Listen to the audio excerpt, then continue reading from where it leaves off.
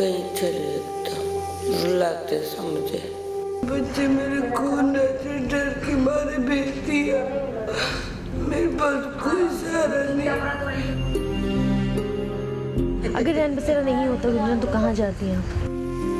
फिर पता नहीं कोई ठिकाना नहीं शायद। हो सकता है आज जीवन भी ना होता, जीवन भी ना होता, जीवन भी ना होता, जीवन भी ना होता, जीवन भी ना होता।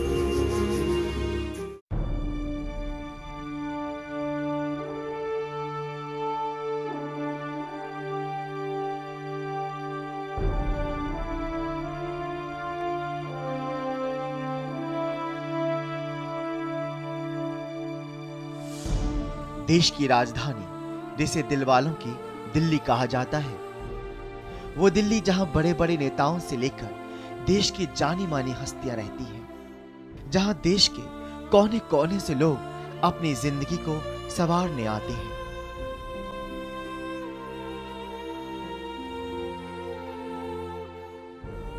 देश की सभी बड़ी बड़ी कंपनियां, उद्योग, कारखाने राजधानी में मौजूद हैं। आंखों में सपने और दिल में अरमा लिए जाने कितने युवा यहाँ अपनी जिंदगी को संवारने आते हैं। और लोग आएंगे यहाँ कमाने खाने के लिए। कोई बेचारा यूपी से आ रहा है, कोई कहाँ से आ रहा है, कोई राजस्थान से आ रहा है, कोई कहाँ से आ रहा है। वो इस उम्मीद में आ रहा है ताकि शहर में दो पैसा अच्छा मिल जाता है, इस करके आ रहा है। और सिर्फ बड़ी बड़ी कंपनियां और उद्योग ही नहीं, बल्कि राजधानी दिल्ली अपने विश्वविद्यालय, IT कॉलेज, टेक्निकल कॉलेज के लिए भी मशहूर है। दूर दराज से बच्चे यहाँ पढ़ने और कुछ बनने आते हैं। यानी सबको अपने दिल में बसाने वाली ये दिल्ली हर किसी के लिए जिंदगी में कुछ कर गुजरने के लिए बड़ा केंद्र है।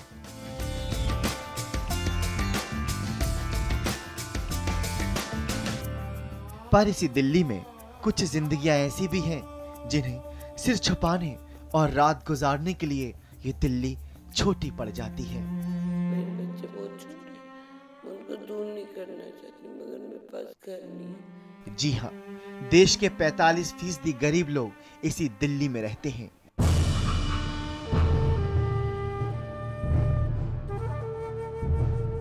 यानी देश का करीबन आधा गरीब हिस्सा इसी राजधानी में अपनी जिंदगी की ठोकरों में जी रहा है।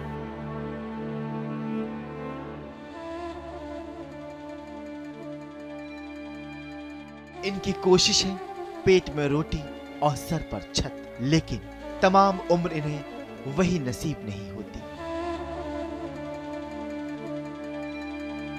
लेकिन इन गरीब और असहाय लोगों के लिए ये कोशिश परेशानी का सबब बन जाती है जब ठंड का कहर इन पर हावी हो जाता है। दिल्ली की सर्द रातों में किसी को सिर छुपाने के लिए छत नहीं, तो किसी पर कपड़े नहीं, तो किसी के पेट में रोटी नहीं।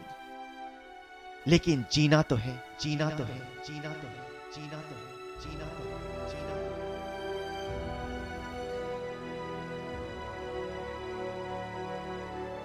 हड्डियां कपा देने वाली कड़क ठंड और उस पर अपर्याप्त रैन बसेरों के इंतजाम इनकी चिंता को और बढ़ा देते हैं।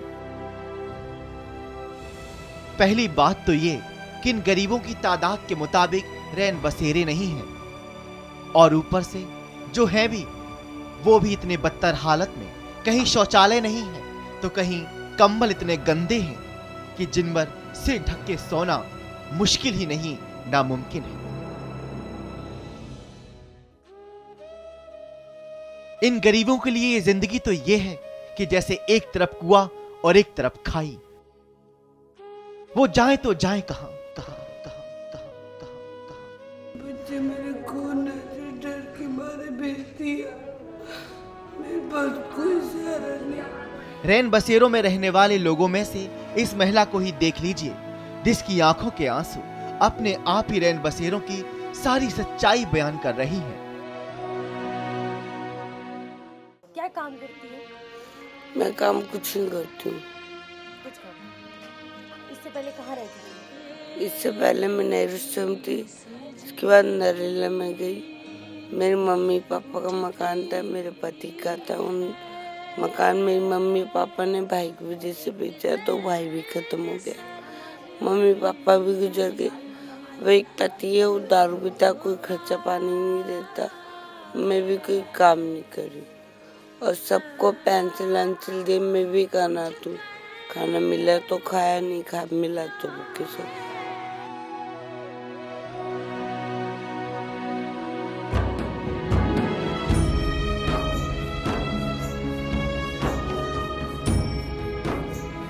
इसकी जिंदगी शायद इन्हीं रैन बसेरों के सहारे ही बीत रही। इसके पति की मौत हो चुकी और ये मजदूरी करके जैसे तैसे अपना पेट पाल रही है। लेकिन इस महिला की आमदनी इतनी भी नहीं कि ये बच्चों को ठीक से पाल पोस सके। और इसी सोच से दिल्ली के बाल विकास कल्याण के लोग इसके बच्चे को यहाँ से ले गए। लेकिन अब इसे इस मजदूर महिला की विडंबना ही कह लीजिए या इसकी बदकिस्मती कि अब उसे अपने बच्चे की सूरत तक देखना नसीब नहीं हो रहा।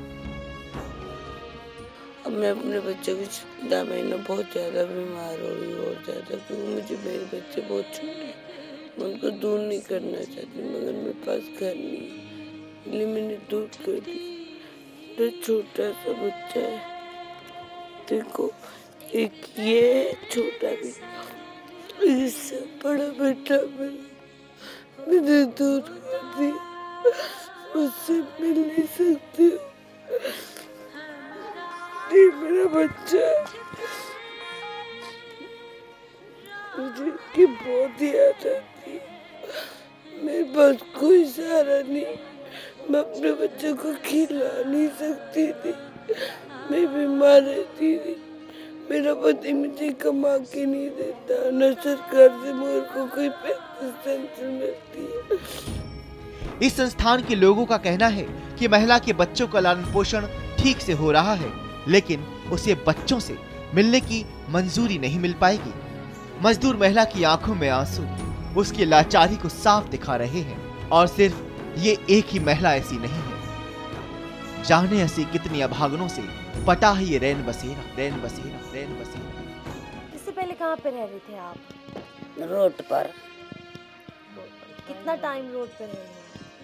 15-16 साल रहा। सड़क पे सोते थे। क्या क्या दिक्कतें आती है सड़क पे सोने से? ठंडा लगत रहा, दानी लोग खाना खिलावित रहा, अपन सोच पर रही रहा। अब कथी करो, तभी टेंट बना तो टेंट में चलाया। अगर रैन बसेरा नहीं होता गुंजन तो कहाँ जाती हैं? फिर पता नहीं, कोई ठिकाना नहीं शायद, हो सकता है आज जीवन भी ना होता, सड़क पे रहना पड़ता। तो ये यहाँ आती ना लेटरिन को, तो ये कालू ने 2 बार मना करा, यहाँ मत आएंगे, ये हमारे ग्रुप के लिए, यहाँ तुम्हारे लिए नहीं है, जंगल में जाओ। तो हम कि वहाँ आदमों में कैसे जाऊँ? ये बना रखी सरकारी, तो वहाँ लेडीज के लिए है, जेंट्स के लिए नहीं। पुलिस रोज आती है यहाँ पे, कंप्लेंट क्यों नहीं किया? नहीं, काम में बिजी रहती, गरीब आदमी कमाए खाए के पुलिस के पीछे पड़े, इसलिए नहीं बोला। बहुत से लोग हम होटल लगाते, बहुत से लोग बोलते हैं कि 5-5 रुपये लेते, किसी से 10-10 रुपये लेते, कोई दारू पिला देता, कोई ऐसे मतलब बीड़ी बंडल ले देता। हाँ हाँ। ऐसे जाने कितने पुरुष और कितनी महिलाएं हैं जिनकी कहानी सुनी तो आंखों से आंसू ऐसे निकलते हैं जैसे झरनों से पानी। लेकिन रैन बसेरों में रहने वाले इन मजबूर लोगों के दर्द प्रशासन को सुनाई नहीं देता। और सिर्फ प्रशासन ही क्या, हम आम जनता को भी ये सुनाई नहीं देता, ना ही दिखाई देता है। लेकिन हम बातें खूब बड़ी बड़ी कर लेते हैं। और यही वजह है कि रैन बसेरों की ये हालत यहाँ पर रहने वाले लोगों के लिए बड़ी परेशानी बनी हुई है।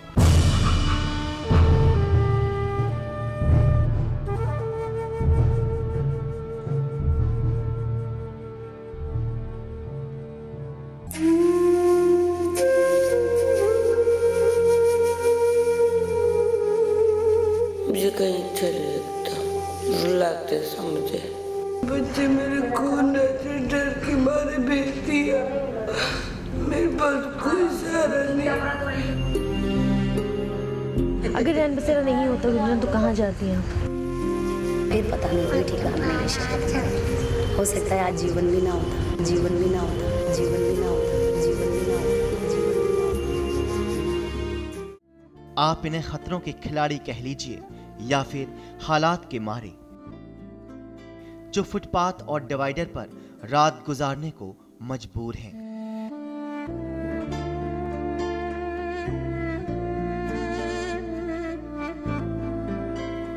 मौसम की मार झेलते हुए ये लोग हर रात खुले आसमान के नीचे बिताते हैं। कड़ाके की ठंड और कपकपा देने वाली इस सर्दी में ठिठुरते लोग खुले आसमान के नीचे सोने को मजबूर हैं।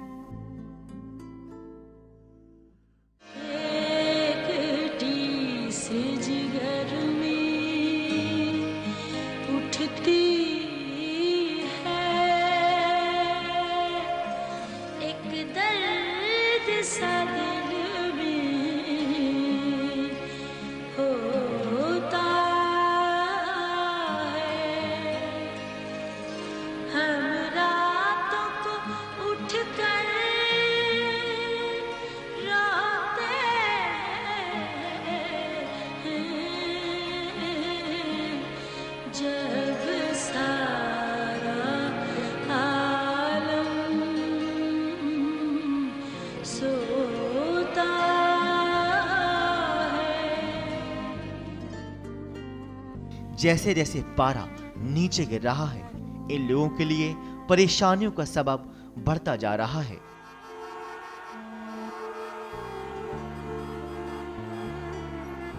रात की खामोशी में फर्राटा भरते ट्रक और गाड़ियां अक्सर इन नियम कानूनों को ठेंगा दिखाकर इन्हें कुचल देते हैं।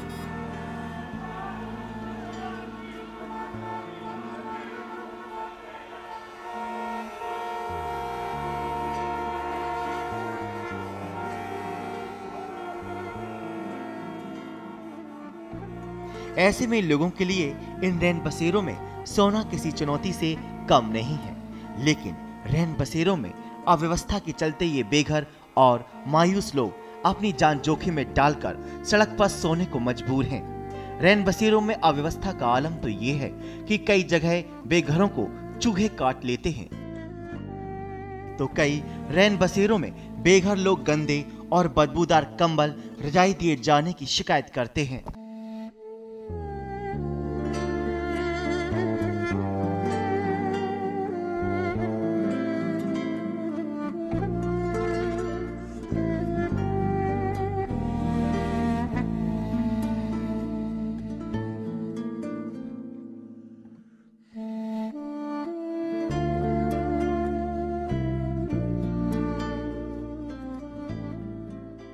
दिल्ली में पर्याप्त रैन बसेरे न होने की वजह से लाखों लोग हर रात ठंड में ठिठुरते हैं, और जिन्हें ये रैन बसेरे नसीब हो रहे हैं तो उन्हें कंबल और बिस्तरों की ठीक व्यवस्था न होने की वजह से खासी परेशानियां झेलनी पड़ती हैं।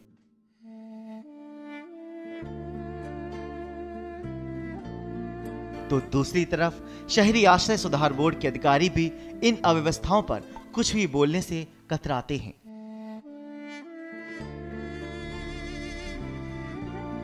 अधिकारियों का मानना है कि उनके द्वारा राजधानी में किए गए रैन बसेरों के इंतजाम पूरी तरह से पर्याप्त हैं।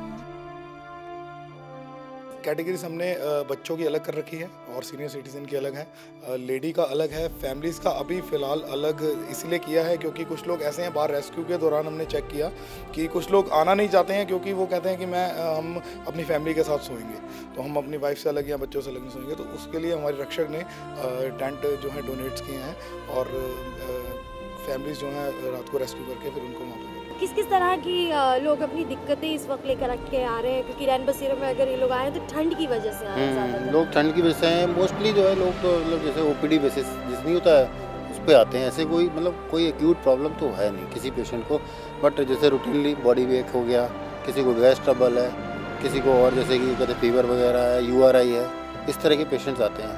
इन केस अगर कोई सपोज करिए किसी रैन बसेरा में कोई सीरियस भी आता है, जैसे रामलीला ग्राउंड वाले पे सीरियस पेशेंट मेरे को 1-2 मिले, तो हम लोग सीरियस वैसे जैसे कि किसी के प्लेटिंग हुई पड़ी है, बेचारा आ गया, उस तरह के पेशेंट से अगर कोई है तो हम लोग उसको मतलब कोशिश करते हैं कि हॉस्पिटल में ही रहे, वो ज़्यादा अच्छा।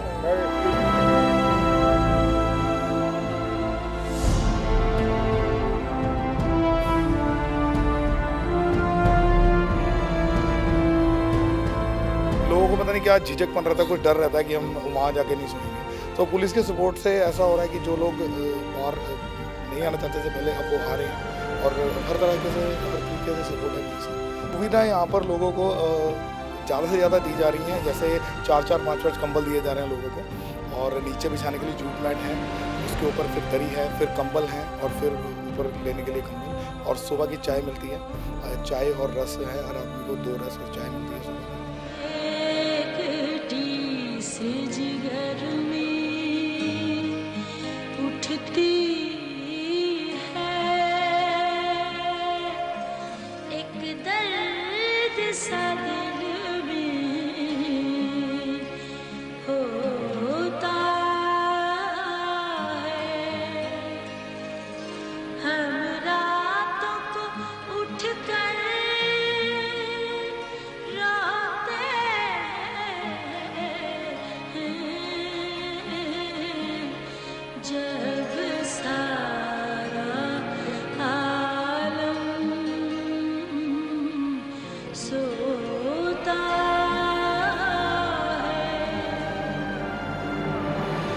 रैन बसेरे की हम 7:30 बजे एंट्री शुरू कर देते हैं। 7:30 इसलिए टाइम रखा गया क्योंकि 7:30 गुरुद्वारा पीछे ही है बिल्कुल बंगला साहिब, तो लंगर की इनको सबको मतलब लंगर छकने जाते हैं वहाँ, और लंगर छक के जब आते हैं तो 7:30 बजे का टाइम है लंगर का, तो हमने इसलिए 7:30 बजे का टाइम जो है एंट्री का रखा है कि लोग जो है लंगर छकने के बाद एंट्री कर लें अंदर और अपना आराम से सो सकें।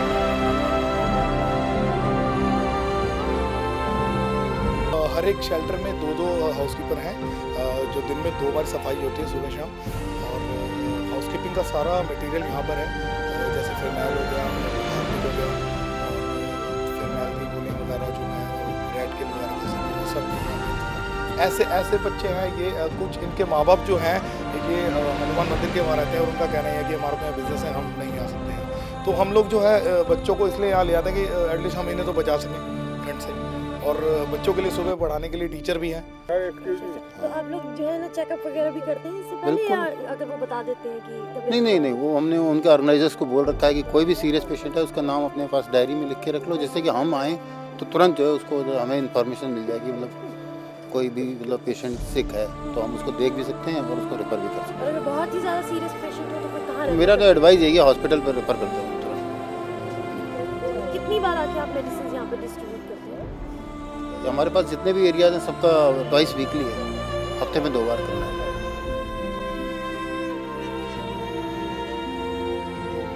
और चलिए अब हम आपको दिखाते हैं इन रैन बसेरों की दूसरी तस्वीर। रैन बसेरों की अव्यवस्था के अलावा कुछ रैन बसेरों में रहने वाले लोगों की संख्या इतनी ज्यादा है कि एक कंबल में 2-2 लोगों को रात गुजारनी पड़ती है।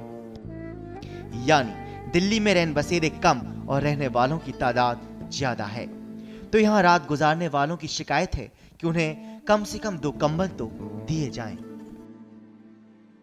कंबल और गद्दों की व्यवस्था के अलावा इन रैन बसेरों में पीने के पानी की किल्लत है। यहाँ रात गुजारने वालों का आरोप है कि इन रैन बसेरों में 15 दिनों में 1 बार पानी आता है। इसके अलावा इन रैन बसेरों में लोगों के लिए शौचालय की व्यवस्था भी ठीक नहीं है। इसके अलावा रैन बसेरों में रहने वाले इन लोगों में ज्यादातर लोग ऐसे हैं जो पिछले लंबे समय से इनमें आश्रय ले रहे हैं। ऐसे में अगर कोई नया आदमी इन रैन बसेरों में पनाह लेने के लिए आता है तो वो भी किसी चुनौती से कम नहीं है। दिल्ली शहरी आश्रय सुधार बोर्ड की ओर से दिल्ली के अलग अलग इलाकों में कुल मिलाकर 250 रैन बसेरे हैं। इनमें से कुछ स्थायी और कुछ अस्थायी हैं। वहीं रैन बसेरों में रहने वालों की तादाद करीबन 15,000 है।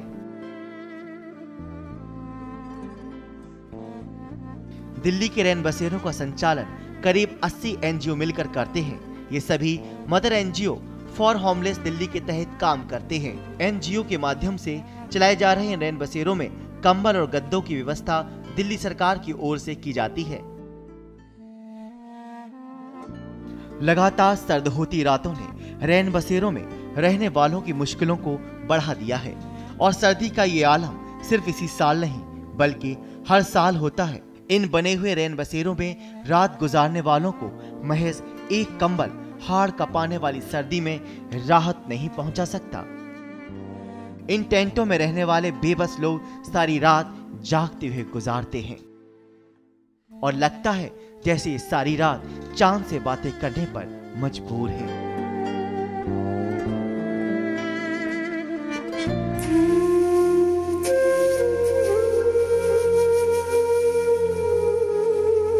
मुझे कहीं अच्छा नहीं लगता, रुलाते समझे।